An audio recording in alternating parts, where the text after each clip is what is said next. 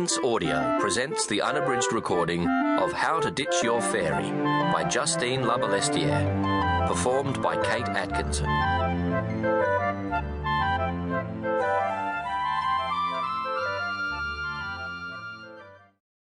Note to readers.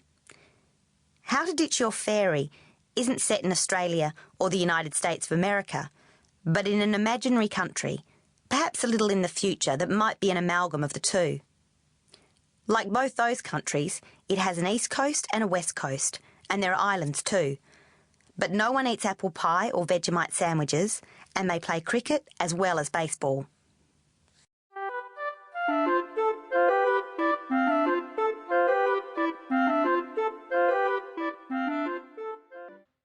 Chapter 1. Killer Top. Days walking, 60. Demerits, 4. Conversations with Steffi, 5. My spoffs looked funny in the top, which is odd, because my spoffs are tiny. I pulled the top up and tried to push them back where they belonged. Didn't work. Somehow, the top was pushing my right spoff under my armpit and my left towards my neck. I wasn't entirely used to having spoffs. I'm only 14, and the lumps on my chest only started happening 6 months ago, and, like I said, they're tiny. Mum says having any at all at my age is lucky, except that all my friends have them. Anyway, up till now, they'd shown no indication of straying far from my chest. "Your fairy hates me," I said to my best friend, Rochelle. "No, she doesn't," Rochelle said, admiring herself in the dressing room mirror. The little black dress she was trying on looked perfect. Her spoffs were where they were supposed to be, not migrating to other parts of her body. The black brought out the gold in her eyes, which was strange, seeing as how there's not any gold in black. Maybe her fairy was leaking dust. "Your rentals won't let you wear that," I told her. Her parents were strict about Rochelle's clothes being suitably becoming. I pulled off the spoff-destroying top. I stared at it. It looked like a top. 2 sleeves, a sweetheart neckline, straight seams. The material wasn't even stretchy. How had it attacked me like that? "It's not that short." I looked at Rochelle in the dress.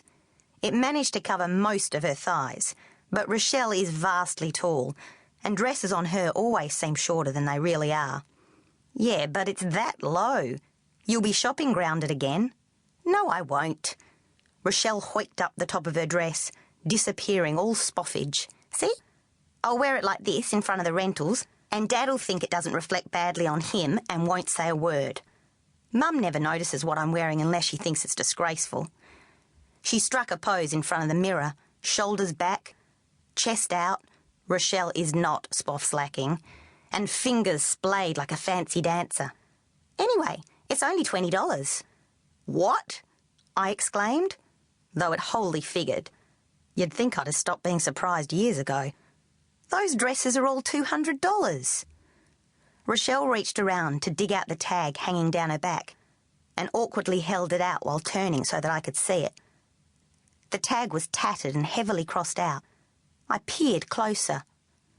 The top crossed out amount said $200, then $150, then $100, all the way down to the very edge of the ticket where it said in teeny tiny, dare I say fairy, writing, "Damaged, $20 only."